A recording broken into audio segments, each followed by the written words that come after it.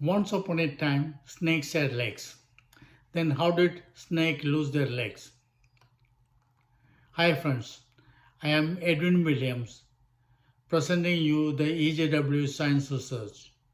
This interesting scientific research is from China, and paradoxically it brings research work close to God's creation of the universe, followed by more than 90% of people on earth. This is presented in simple language that can be easily understood by all without any specific education. Please listen to this scientific research work before forming an opinion. This documented scientific work appeared in the pioneer research journal Cell that is highly respected in the field of biological, medical and life sciences all over the world. Snakes smell with their tongues. They do not have legs. We all know that. An extensive effort to sequence genomes of more than a dozen snake species has found the gene mutations that likely help to vanish those appendages as well as the DNA underlying other unusual traits. The Bible tells us about the fruits of a forbidden tree which God forbade Adam from eating. Satan, in the shape of a snake, tempted Eve to eat that fruit. Adam and Eve ate it. God banished them from paradise for their disobedience. He also punished the snake that he will crawl on the ground henceforth. The snakes lost their legs after that. Fossil records now available reveal that snakes had legs during the first 70 million years of its existence.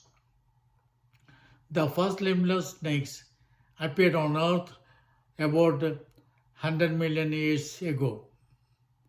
The most recent discovery of a four-legged snake fossil from Brazil is estimated to be direct ancestor of modern snakes. Archaeology records that about 150 million years ago, snakes moved on their legs. Dr. Jia Tang Li, a herpetologist at the Chengdu Institute of Biology in China, and colleagues reported that the snakes were missing DNAs from three parts of a gene that control limb formation and development. The absence of this gene is found to cause loss of legs in present day snakes.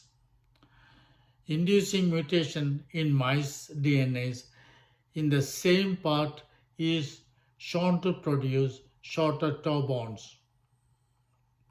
According to scientists who sequenced the genomes of 14 snake species and analyzed another 11 which had previously been sequenced, found that in those snakes, two genes were absent that usually guide an embryo's symmetrical development. They developed having only one lung to fit into their peculiar elongated bodies. Dr. Todd Castro, an evolutionary biologist at the University of Texas at Arlington, opines that the above research will undoubtedly have a transformative impact on snakes and vertebrate biology. Dr. Lee's team reported it in the scientific journal Cell that they found DNA is missing from three parts of a gene that control limb developments.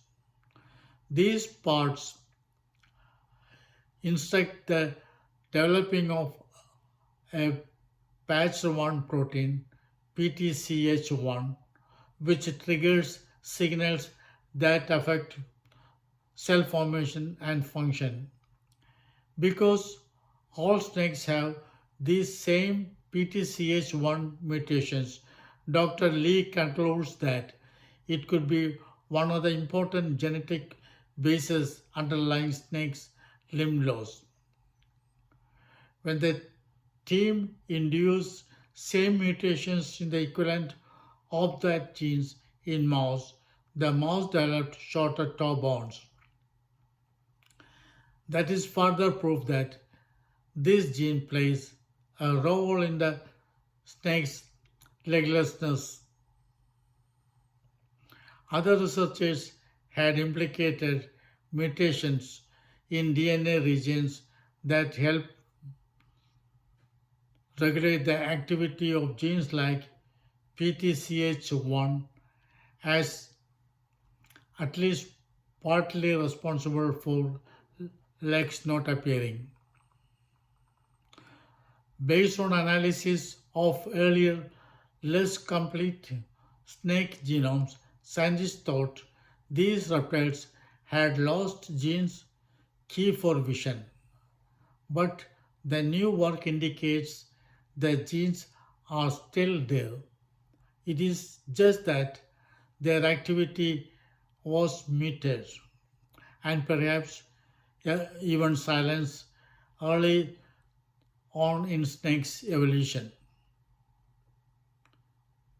This downgradation also seems to be true of genes associated with the ability to hear high frequencies. But that genetic change may have led to reptiles' reconfigured ear bones, which make them sensitive to vibrations. Snakes are also missing another set of two genes, DNAH11 and FOXJ1, which guide an embryo's symmetrical development with two lungs, for example. Without these genes, the snake's left lung is much reduced if it forms at all. Dr. Lee's team report. The work is a step toward only identifying key genes in snakes' development, but also pinpointing how development of snakes in other vertebrates, including humans, and thus identifying what might go awry and cause disease or malformation, Lee says. One might think that such extreme genetic rewiring would be too much for any animal to handle, Dr. Castro says. But when it comes to snakes, he says, no developmental or physiological programs is off limits. Please like, share and subscribe my channel. I will soon come with more interesting science research work for your inquisitive mind and facts that you may not be aware of. Thank you. Don't forget to subscribe my channel in case you are not yet subscribed. It will be an encouragement for me to produce more videos of interest to all of you. My aim is to bring you close to science and scientific research going on in the world.